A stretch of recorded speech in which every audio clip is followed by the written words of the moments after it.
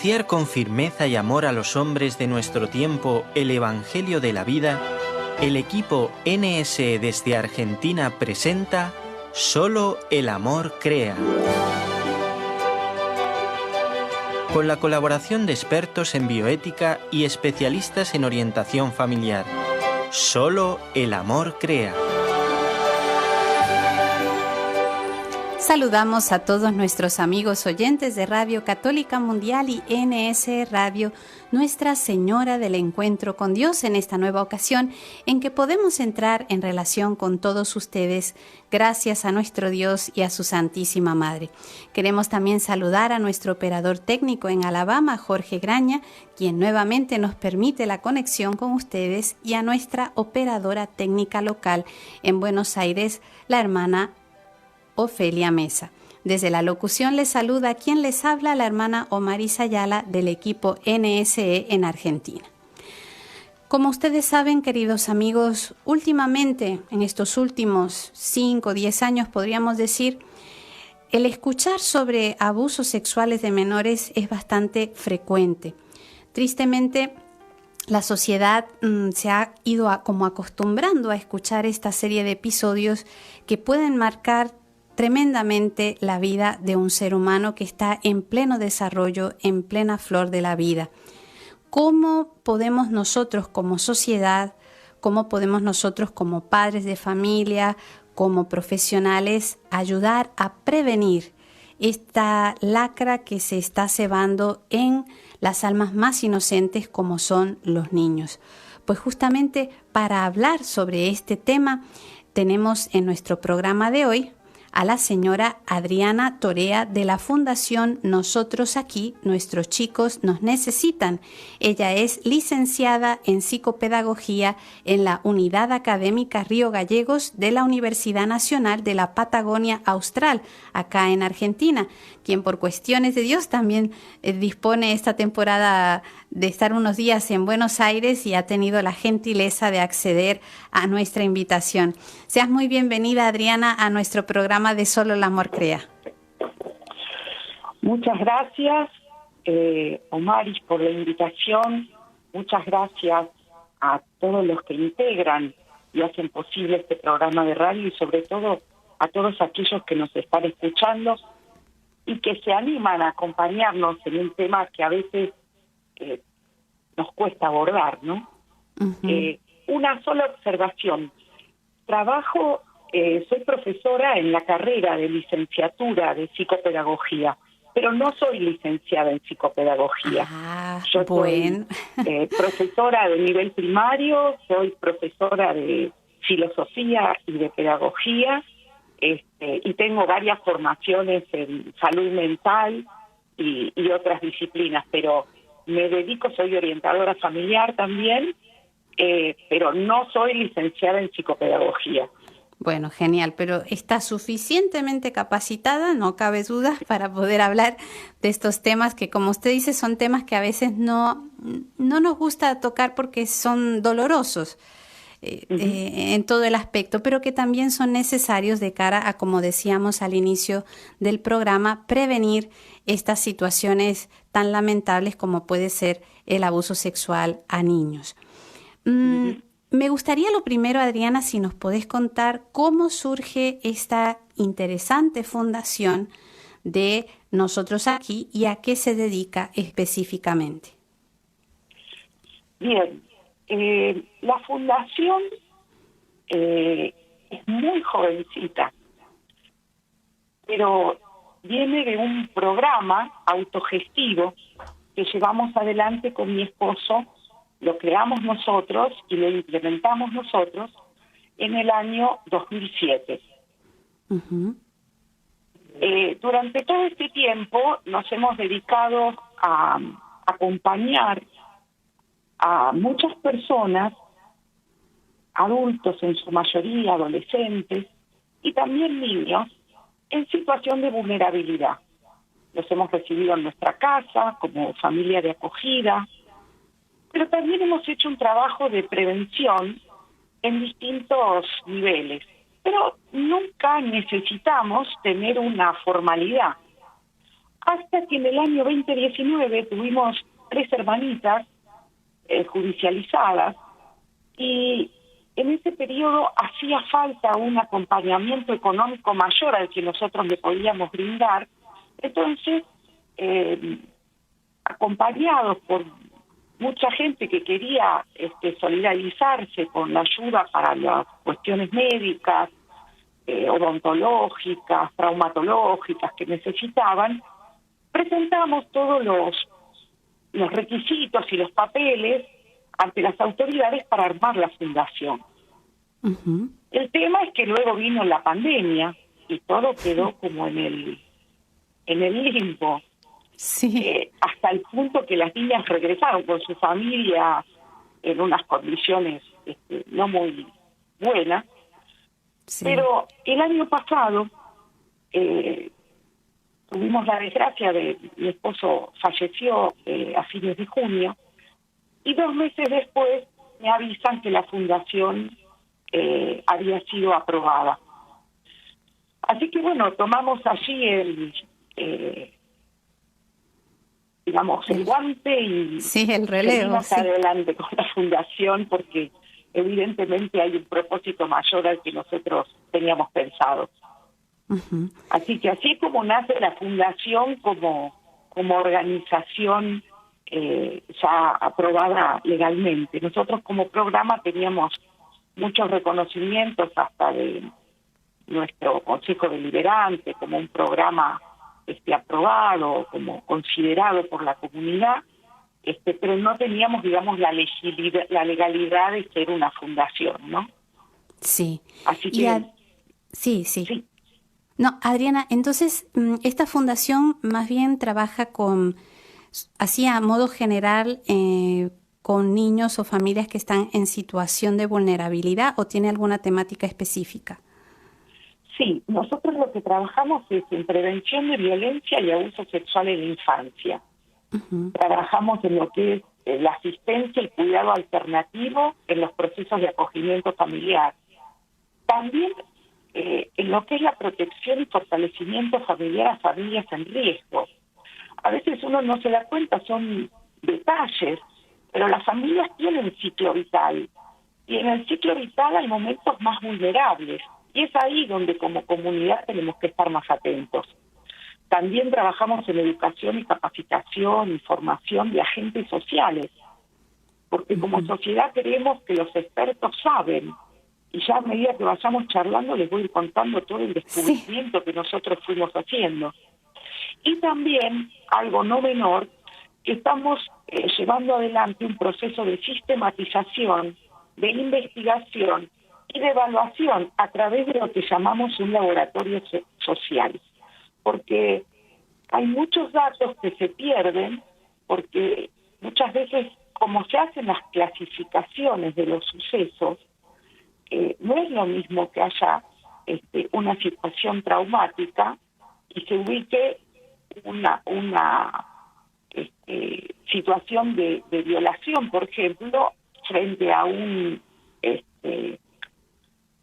situación como de una violentación por un choque, o sea, alguien que tuvo una violencia en la calle. Y todo se mezcla, y entonces no hay lugares donde no hay datos ciertos de lo que está pasando.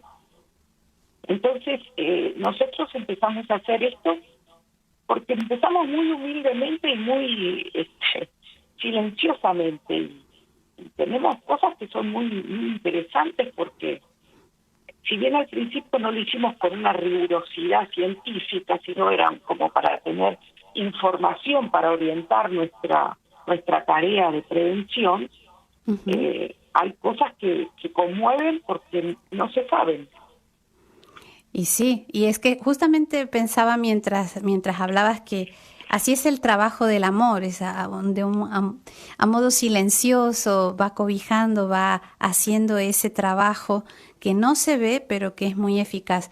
Y justamente me hace esto pensar y querer preguntarte, ¿qué les movió a tu esposo y a vos trabajar con este tipo de personas que están en situaciones tan delicadas. Sobre todo son temas muy delicados, todo esto que es la prevención, el detectar cuál es ese momento vulnerable dentro del ciclo vital de una familia para evitar estas situaciones tan lamentables. ¿Qué les movió a hacer esto? Cronológicamente hay dos fuentes. La primera es mi propia trayectoria como docente. Cuando trabajé en primaria y en nivel inicial, muchas veces me fui confrontada por situaciones que no tenía herramientas para enfrentar. Recuerdo una vez tuve una alumna en 7º grado, una muchachita muy violenta que tenía sobreedad, o sea que era más grande que el resto de sus compañeros, y esta chiquita le pegaba hasta a los varones. Y no había manera de controlarlo. Y cuando se llamaba la mamá, no era, yo trabajaba en áreas, así que no era una alumna de mi grupo directo, pero no se la podía manejar porque era una bomba de tiempo. Y cuando llamábamos a la mamá nos decía que hasta ella le pegaba. Wow. Y estábamos trabajando, habíamos pedido asistencia, yo estaba consultando con una psicóloga cuando nos llega una notificación del juzgado, así, sin anestesia, donde esta chiquita había acuchillado a su padrastro. Uf, tenía 16 años. Y ahí salta toda una historia de abuso desde los 6 años. ¿Y por qué por primera vez reacciona? Porque vio cuando el padrastro estaba intentando hacer lo mismo con su hermano. Ahí hubo toda una sociedad, me incluyo, que no hicimos nada, no lo vimos. Años después me tocó ser directora y tuvimos que llamar a unos papás porque había un niñito con unas conductas que no estaban dentro de lo que podíamos decir que estaban sus características normales.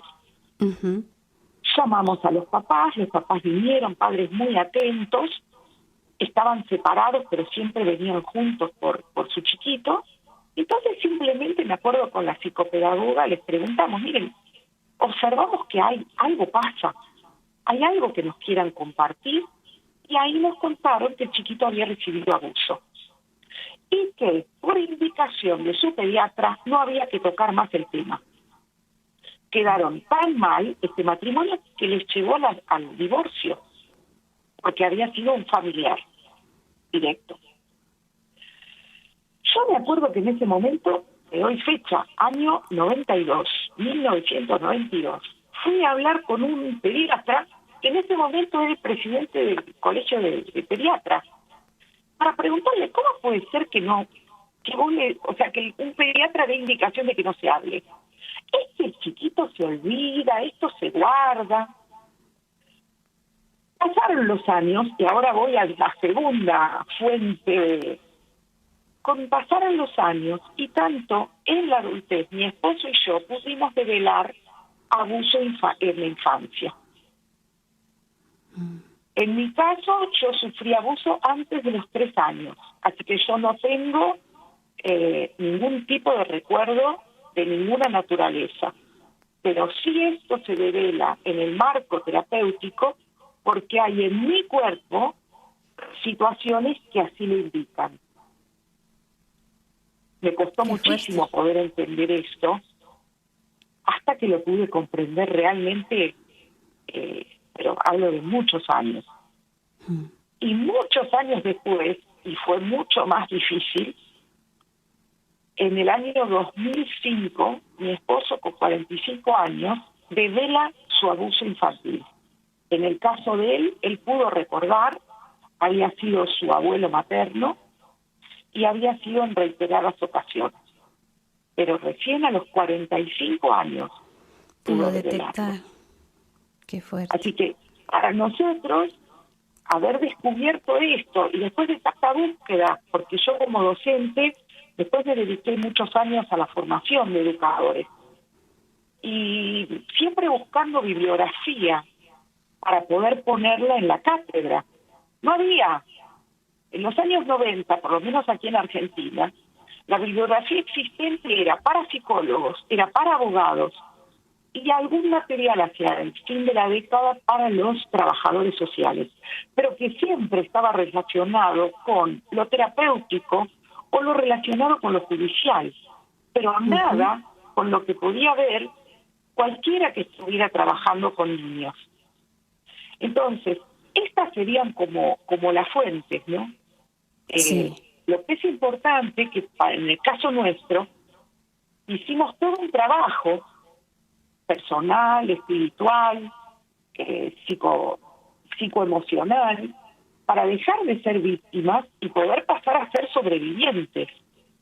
Porque el sobreviviente también se va alejándose de esa sensación de vulnerabilidad para pasar a ser una persona plena, donde sus heridas se transformen en cicatrices. Todos hemos tenido heridas y sabemos lo que duele en el momento. Y luego por ahí, con los años, decimos, sí, ahí tengo una marca de la vez que me pasó tal cosa. La tengo el recuerdo de lo que me pasó. Algo queda en mí, pero no es ese dolor de estar en carne viva. Pero qué bueno también, bueno, primero agradecer porque es una experiencia sumamente fuerte el poder compartir estas cosas. Seguramente más de un oyente pueda sentirse identificado de una u otra manera con este testimonio, pero también saber que se puede pasar de ser una víctima a, como usted lo expresaba, ser un sobreviviente, es decir, se puede superar de alguna manera y evidentemente con ayuda esta situación tan lamentable. Le invitamos a que no se vayan, hacemos una pequeña pausa y continuamos en Solo el Amor Crea.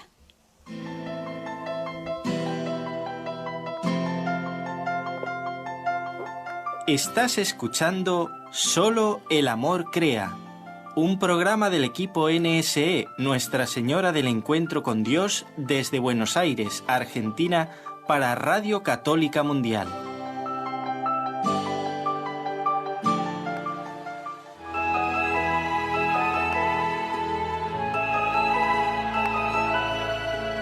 ¿Quieres participar en el programa ahora mismo? Mándanos tu mensaje de texto o de voz al número de WhatsApp 54 911 4093 9575. 54 911 4093 9575.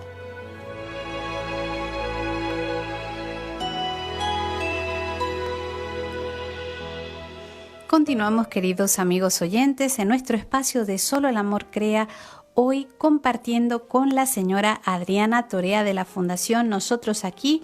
Nuestros chicos nos necesitan, quien además de tener una amplia experiencia, también está en esta tarea de fundar valga la redundancia, una fundación, ¿no?, para ayudar a prevenir el abuso sexual en menores, en niños, y nos contaba cómo su experiencia fue a partir, es docente, es una gran docente por lo que nos va contando, la experiencia de una chica de 16 años que estudiaba en la escuela donde ella trabajaba y que tenía una conducta sumamente violenta, llegó incluso a acuchillar a su padrastro, y era porque había un abuso desde los 6 años, igual que un niño pequeñito que también presentaba una conducta no adecuada a su edad.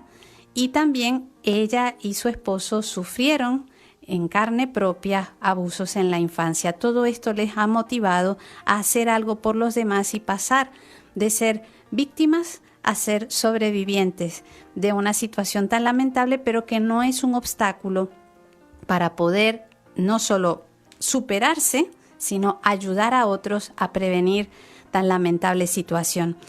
Adriana, con la experiencia que usted ha vivido, que sigues viviendo, porque me imagino que lo siguen viendo en la fundación, ¿cómo vive un niño este momento según lo que ustedes han visto en estos casos? Hay algo que me parece muy importante, que es poder definir qué es abuso sexual. Uh-huh. Porque fue tan impactante para nosotros. ¿Por qué empezamos en el 2007? Porque nuestro hijo más chico se fue a estudiar. Somos padres, vivimos un matrimonio de 42 años, nuestros hijos hoy ya tienen 41, 39 y 31 el menor. Decidimos empezar a hacer de esto una militancia social. Y lo primero que hicimos fue un trabajo de encuesta, una encuesta muy simple, que todo el que venía a una charla o se acercaba a nosotros se la formulábamos. Esta encuesta llegamos a recolectar alrededor de 1.000, desde el año 2007 al 2013. Las preguntas que hacíamos eran muchas, pero las que nos quedaron más impactadas era: ¿dónde escuchaste por primera vez hablar de abuso sexual? En esa época decíamos infantil. Hoy decimos en la infancia. Después les voy a explicar esto. Y lo otro es cómo definía el abuso sexual. Después le preguntamos si había tenido alguna experiencia o no. Y al finalizar nuestras charlas, les preguntábamos si querían agregar o modificar algo de lo que habían planteado originalmente. Bueno, es notable que yo les diría que casi el 97% de esas casi 1.000 encuestas indicaban que la mayoría había escuchado por primera vez hablar de abuso sexual infantil en ese momento por los medios de comunicación. Miren que habíamos trabajado con profesionales, con maestros, con gente que había cursado hasta estudios terciarios universitarios, pero en general todos confirmaban que el abuso era un tema de los medios de comunicación masivos. Entonces ahí nos dimos cuenta que lo primero que hay que hacer es definir y explicar la diferencia entre violación y abuso. Lo primero que les puedo decir es que cuando hablamos de violación hablamos de un concepto legal. Y cuando hablamos de abuso en la infancia, hablamos de un concepto cuyo origen es psicológico. Y esto marca una tremenda diferencia. Porque cuando hablamos de violación, estamos remitiéndonos a la necesidad de pruebas físicas, contrastables. Por eso a los médicos se los forma, para que puedan evidenciar cuando hubo una penetración o una lesión producto de una violación. En cambio, en el abuso deja una marca en la psiquis, en las emociones, en los pensamientos. También puede quedar marca física, registro físico, como en mi caso. En mi caso les doy uno, que hoy ya se está modificando porque hay una modificación, porque es distinto a una persona de mi edad, yo tengo 61 años, de una persona mucho más joven. Hoy hay una tendencia por una cuestión de un avance de lo que es la intensidad de las estimulaciones sensoriales sobre sexualidad, que hay una tendencia a que la pubertad cada vez es más precoz. Pero para mi generación, haberme desarrollado a los 9 años es un síntoma de una alteración que, trabajada por los médicos, detectan que es uno de los registros de la marca de la psiquis que quedó producto de mi abuso. Sí. Es decir, que poder confirmar un abuso en la infancia es difícil, pero no es imposible. ¿Por qué? Porque lo tiene que hacer un especialista, porque los niños no hablan ni explican como explicamos los adultos. Los niños dibujan, usan el juego simbólico. Por eso se usan lo que se llaman las cámaras Gesell, que son esos lugares donde la persona ve un espejo, pero no sabe que de atrás hay observadores que están evaluando su conducta. Sí, para las investigaciones, sí. Claro, muchas veces lo vemos en las películas de policiales, ¿no? Entonces, ¿qué decimos? El abuso sexual en la infancia se da cuando hay una situación donde una persona de más autoridad, de más poder, de más fuerza, de más edad, somete a otra que es de menor rango, de menor edad, usándolo como un objeto a través de sus actitudes, sus miradas, sus palabras, sus contactos, sus manoseos, y puede llegar también al acceso carnal. Pero lo más importante que a mí me gustaría que entendieran cuando me escuchan, es que la violación es un acto Y el abuso es un proceso. El abuso no se da en un momento y nada más. Si a mí en la calle alguien me mira de una manera que no es la correcta, me miraron y sigo adelante. Ahora, si quien me hizo una mirada lasciva, quien me hizo, digamos, un comentario sobre mi cuerpo, es una persona de mi autoridad. Muchas veces hay algo que se llama proceso de seducción que hace el abusador. Uh-huh. Por eso el abuso en la infancia, la mayoría de los casos, es un conocido. En general es un familiar. Es alguien que nosotros nunca nos daríamos cuenta que puede ser peligroso. Nosotros preparamos a los chicos para el viejo de la bolsa, para el desconocido, pero no lo preparamos para el conocido. No lo preparamos para aquel que es capaz de seducirlo hasta llevarlo a un punto en el cual después está tan entrampado el niño o la niña que no pasa a ser de alguna manera condicionado para que no comparta lo que dice. Uh-huh. O lo que pasa, ¿no?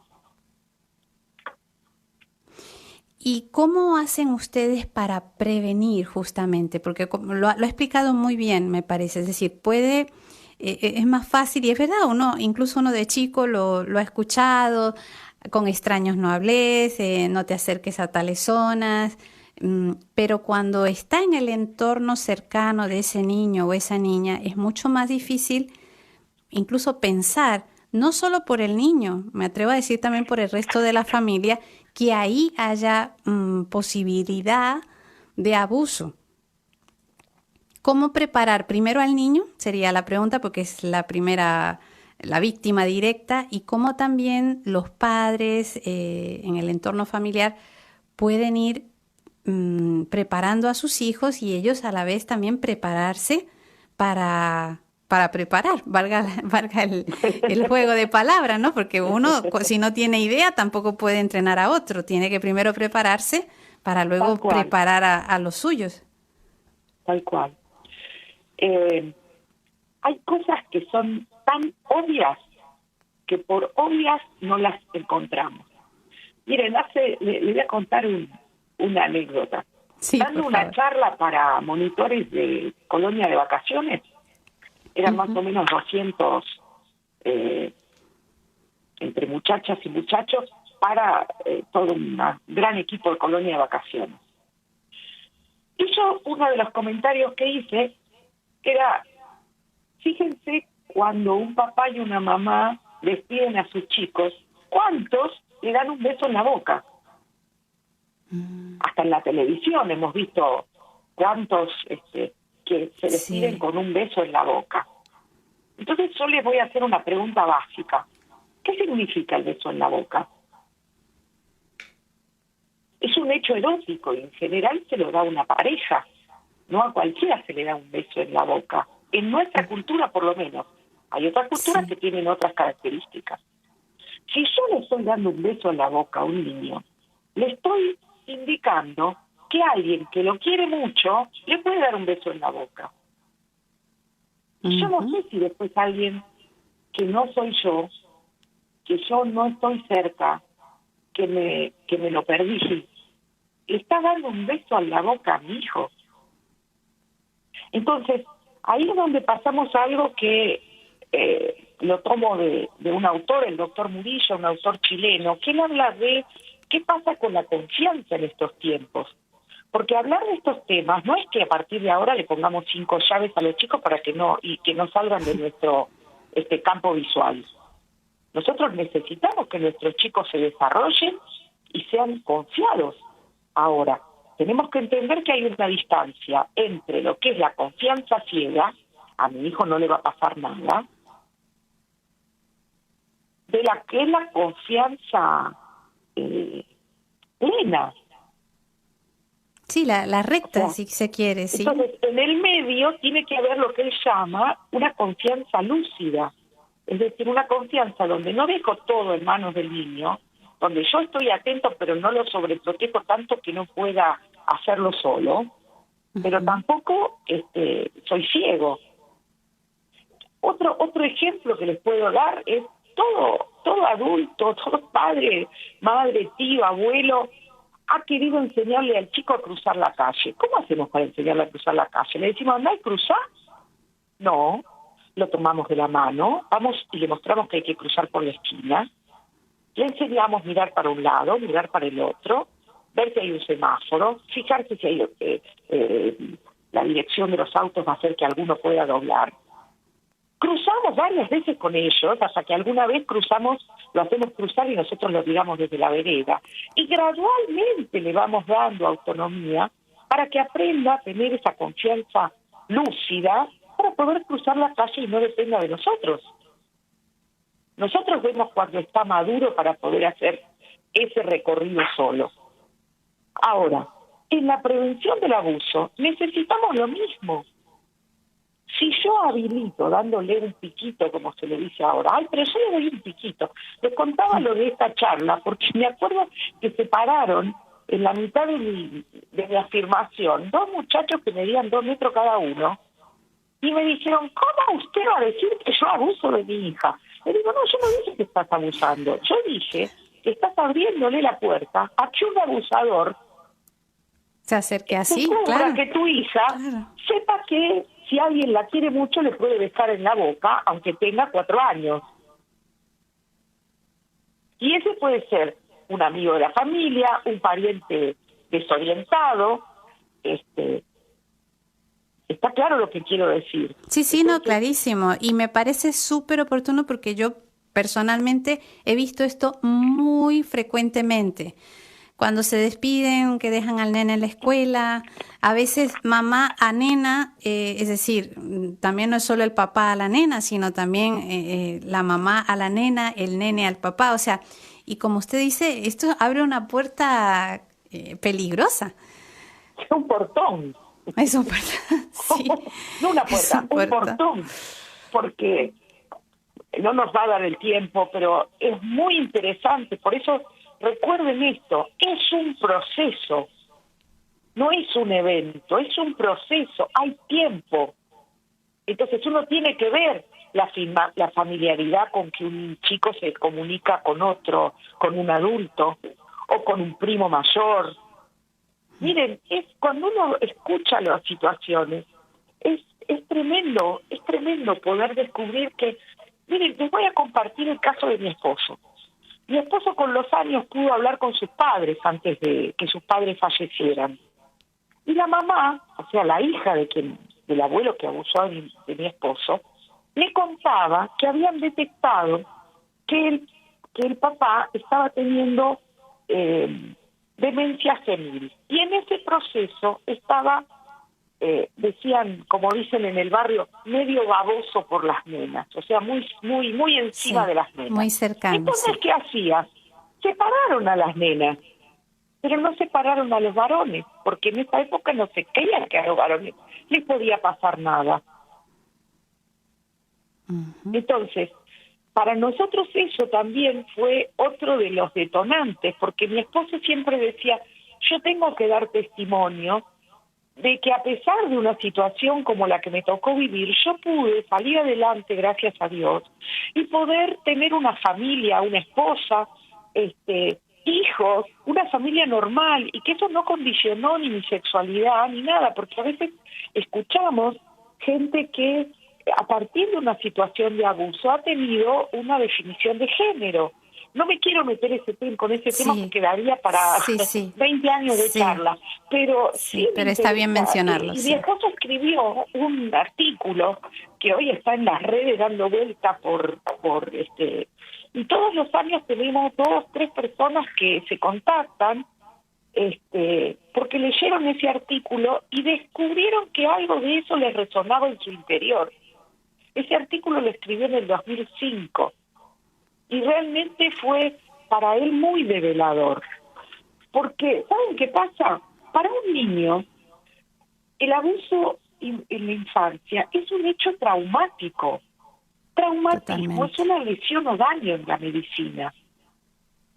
Es un choque, es una impresión emocional que es tan intenso, que se guarda en el inconsciente, por eso no lo tenemos a flor de piel y necesitamos hacer terapia, porque en el trabajo psicoterapéutico de alguien que esté especializado en el tema, porque esto es como si estuviéramos hablando de, yo si tengo un problema de traumatismo no voy al oftalmólogo. Claro, si tengo tiene que ser un especialista. No voy al ginecólogo. Sí, entonces, necesito a alguien especializado que me ayude a poner en palabras eso que lo tengo tan guardado, tan hundido en mi inconsciente, pero me dejó una huella. Y esto en los chicos impacta en su desarrollo normal. Y muchas veces no se lo sabe. Mi esposo ha tenido, me acuerdo un caso que fue de una señora que había tenido 3 matrimonios. 3 matrimonios, una vida terrible, 70 años. A los 70 años pudo develar un abuso. Y había tenido una vida, pero realmente donde no había podido, y le había tocado gente muy buena alrededor. Sin embargo, ella no pudo sostener afectivamente una relación de pareja. Nunca pudo tener hijos. Cuando mi esposo estuvo acompañándola para que pudiera hacer terapia, y cuando esta mujer fue y hizo terapia, porque significa ir a exponerse, ir a trabajar con otro. La ayuda espiritual suma, pero a veces no tiene la posibilidad de poder hacer ese trabajo de extraer.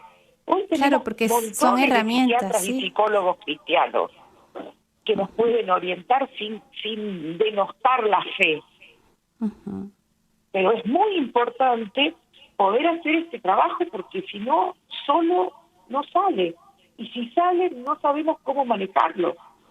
Sí, puede salir mal al no saber, claro, de una manera violenta o pues tantas maneras. Por ejemplo, un abusador ha sido abusado, pero no todo abusado es un abusador. Uh-huh. No necesariamente tiene que ser así, así es. Exactamente. Y por otro lado, el abuso sexual no tiene tanto de sexual, sino que es de poder. Es decir, lo que el abusador busca es una situación de poder, de manejar al otro como un objeto. No es tanta la cuestión de la sexualidad.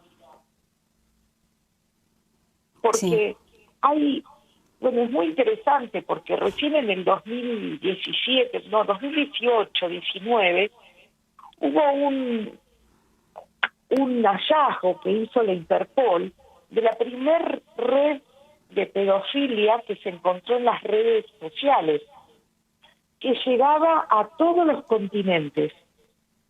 Y a partir de esa, una gran investigación, pero se hace la primera clasificación de pedófilos. Esto parece un tema nuevo, pero no es un tema nuevo. Sí, tal vez más publicado ahora. Lewis Carroll, el que escribió Alicia en el País de las Maravillas. Uh-huh. Bueno, cuando se muere este hombre, encuentran la colección de fotos, estoy hablando de 1800, la colección de fotos de niñas púberes con el torso desnudo más grande que se conocía hasta el momento. Porque su personaje, Alicia, es una púber. Y este hombre era un pedófilo. Tremendo. Y su gusto sexual era por las púberes. Hoy hay gusto sexual, hay pedófilos especializados en bebés, en niños. Observen las ropas de las niñas. Uh-huh. Les ponen calza de chiquititas. Así es. Hay una sobreestimulación de la sexualidad. Pero ¿saben qué pasa? Los pedófilos están en los lugares de poder.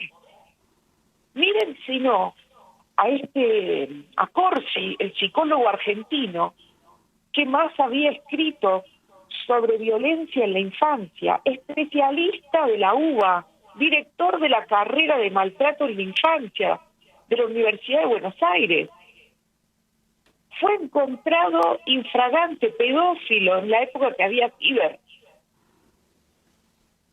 O sea, a ver, yo me acuerdo que colegas me decían, ¿tenemos que seguir usando sus libros o no? Claro, pero me pareció muy interesante esto que decía de las modas. en las niñas pequeñas, que a veces parece, no, pues para que esté a la moda, se ve muy guapa, muy linda, pero todo lo que eso genera, no solo en los niños, que ya empiezan a exhibir su cuerpo como la cosa más normal, sin tener en cuenta la consecuencia que esto traiga, como también la inconsciencia o la ignorancia, más que todo, porque nadie lo hace a propósito, entiendo yo, de poner a sus hijos en esta situación, ¿no? Cuando hay tanta perversión y tal vez estimulación malsana en este aspecto. Adriana, tenemos que hacer una pausa y a todos ustedes, amigos oyentes, no se retiren, que continuamos en nuestro programa. ¿Quieres escribirnos ahora mismo? Puedes hacerlo al correo nsargentina@nsradio.com.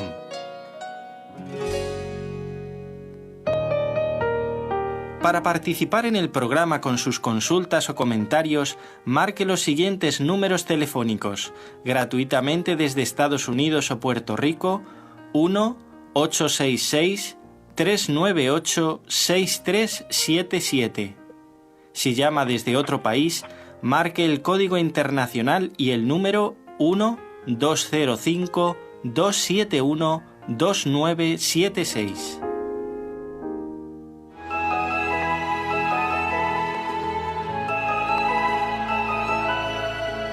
¿Quieres participar en el programa ahora mismo? Mándanos tu mensaje de texto o de voz al número de WhatsApp 54 911 4093 9575. 54 911 4093 9575.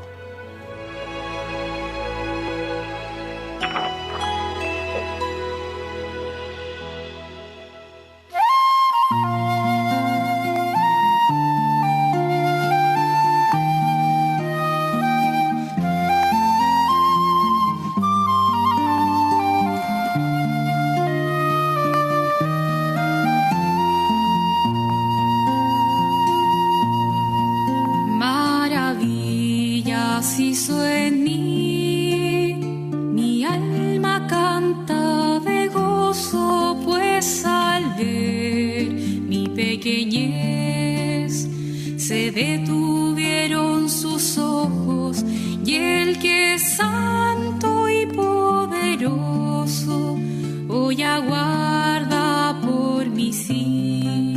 Mi alma canta de gozo, maravillas hizo en mí.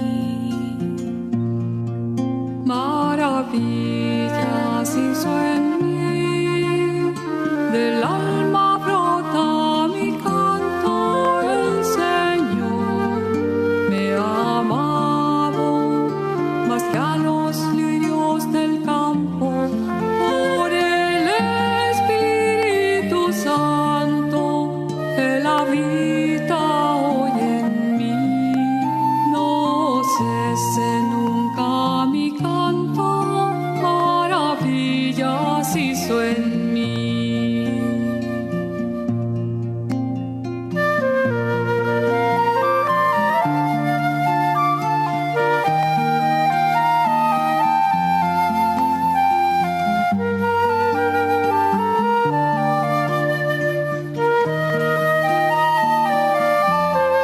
Por el Espíritu Santo Él habita hoy en mí.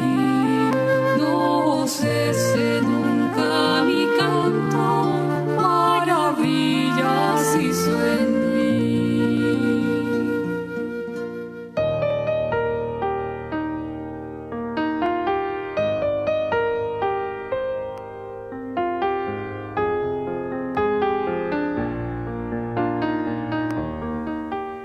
Y continuamos, queridos amigos oyentes, en nuestro espacio de Solo el Amor Crea, hoy hablando con Adriana Torea de la Fundación Nosotros Aquí, Nuestros Chicos Nos Necesitan, sobre la prevención de abusos sexuales en la infancia.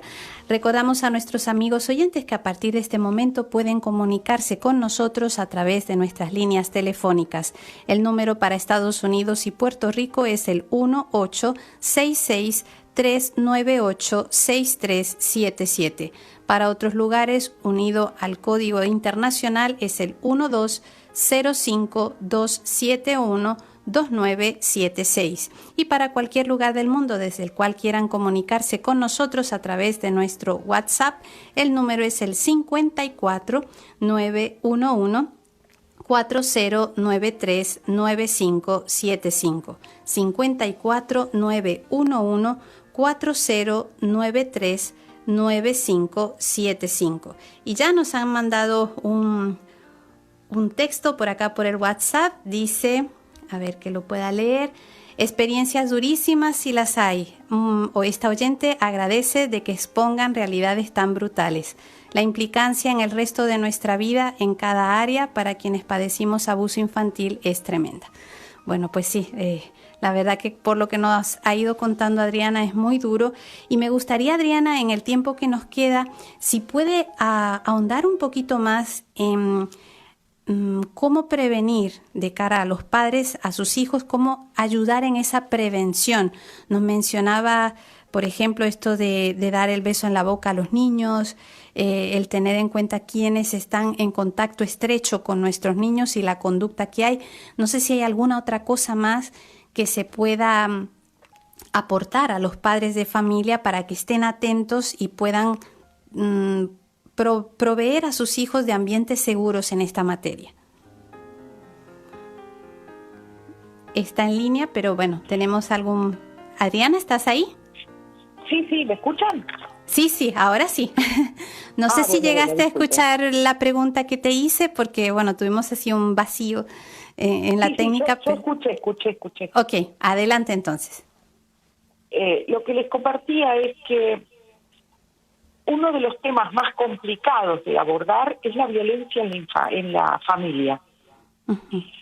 Nosotros vivimos en tiempos violentos, tenemos la violencia en todos lados.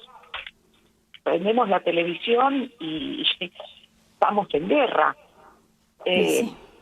Tenemos violencia de todo tipo, color y tamaño. Y esto es muy difícil de que no nos lleve a un estado de ansiedad, a un estado alterado en nuestras vidas. Y esto se da en la familia. Esta violentación en este tiempo de pandemia se exacerbó. Violentación en la familia es a veces cuando los adultos estamos en pilotos automáticos y los chicos nos hablan y nosotros le decimos que sí y no sabemos de qué nos están hablando. Es una risa eso, sí, pero sí, no, pero que sí. Mi hijo menor me decía, hablaba, y cuando se daba cuenta que yo no le daba atención decía, llamando a mamá que esté en el espacio, que mamá baje del espacio. Pero ese llamar a mamá del espacio me hacía ubicar y atender. Sí. Una mamá o un papá que está tan distraído con sus preocupaciones, producto de esta violencia que le toca vivir, termina siendo violencia en su casa, cuando no escucha cuando el chico le habla. Entonces el chico va creciendo, la chica va creciendo, y cuando tenga algo tan importante para contarle, ¿para qué se lo va a contar si no le escucha? Entonces, ahí es donde aparece alguien que escucha, que está atento, que lo mima, que lo quiere, que lo atiende. Entonces ahí es donde aparece. Por eso la atención tiene que estar puesta justamente en una mirada atenta. Cuando uno está con los chicos no tiene que estar todo el tiempo. Tiene que estar con tiempo de calidad, como ese tiempo de calidad que hablábamos para cruzar la calle. Ni hablar del castigo físico. Antes el castigo físico era una normalidad. Después el castigo físico, no se hace por los derechos de los niños. Bueno, yo tengo para darles la noticia que el castigo físico es otra puerta para el abuso en la infancia. Porque cuando uno castiga físicamente, al estar descargando una fuerza sobre el otro, está invadiendo un cuerpo que no me pertenece, porque si bien yo lo he parido, no es mío. Entonces yo no tengo por qué tocarlo, lastimarlo, porque yo tengo que descargar Bueno, eso habilita a que si lo tienen que castigar, también lo pueden castigar de otra forma. O por el contrario, cuando le hagan una caricia, nadie le explica todo lo que va a sentir a partir de esa sensación agradable de una caricia bien dada. Ahora, los chicos saben la diferencia entre una buena caricia y una mala caricia. Hay caricias y caricias. Como también hay secretos y secretos. Nosotros en casa aprendemos los secretos. Claro. ¿Quién no ha esperado a Papá Noel, a los Reyes Magos, al ratón que viene a buscar los dientes? Sí. Y es un secreto. Y la desilusión que nos llevamos cuando nos damos cuenta que no estaba ni el ratón, ni Papá Noel, ni los Reyes Magos. Eran secretos. Ahora, lo que tenemos que trabajar con los niños y con los no tan niños es que hay secretos y secretos. Hay secretos que son, bueno, no vamos a decirle a nadie que vamos a hacer una fiesta de cumpleaños. Pero hay secretos, no le cuentes a tu mamá esto que estamos haciendo, porque no lo va a entender. Viste que ella está siempre en otra. En cambio, nosotros tenemos algo que nos une. Entonces, ese es el proceso de seducción. Los chicos son chicos, pero no son tontos. No hay violencia muchas veces en el abuso sexual. Y esto los hace peor, los pone en una situación peor a los chicos, porque se sienten culpables y responsables, y el abusador va avanzando. Muchas veces no hay ningún tipo de contacto sexual. Se usa a los chicos para la pornografía. Ustedes no saben qué terrible es la industria de la pornografía. Una de las causas por las cuales no se habla de abuso sexual en la infancia en serio, y ustedes van a ver que cuando hay una situación de abuso sexual, automáticamente aparece una cuestión donde se trabaja sobre la problemática de la mujer. Esto es algo que se viene dando históricamente. Los niños no votan, por lo tanto no tienen voz. Las mujeres sí. Todos los colectivos que se están abordando son colectivos que son importantes porque son consumidores o son ciudadanos. Los niños no son ni consumidores porque ellos no se pagan sus cosas, ni son, no votan. Por lo tanto no hay. Ahora, ¿cuáles son las industrias que se perjudican si esto se sabe? La prostitución, la pornografía y todo lo que tiene que ver con las adicciones. Y son justamente las instituciones que están más en boga y que ahora mismo, como usted decía, con el tema de la pandemia, del estar guardado en casa, etcétera, han crecido un montón. Adriana, lamentablemente el tiempo no nos ha favorecido, sí nos ha favorecido, pero se nos está terminando. Yo creo que nos hemos quedado muy a mitad, es decir, aquí hay todavía mucho que hablar en cuanto a la prevención.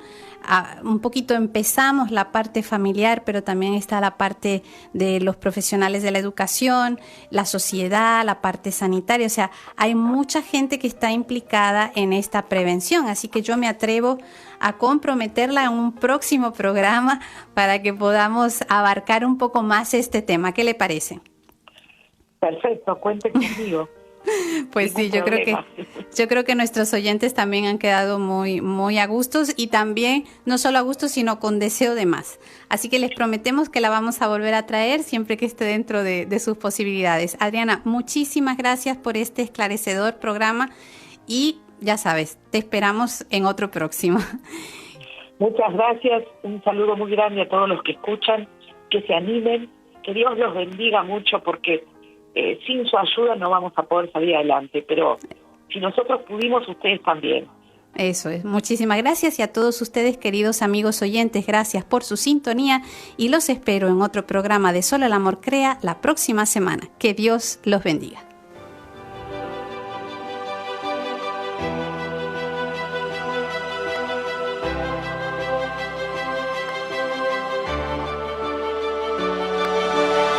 Para anunciar con firmeza y amor a los hombres de nuestro tiempo el Evangelio de la vida, el equipo NSE desde Argentina presentó Solo el Amor Crea.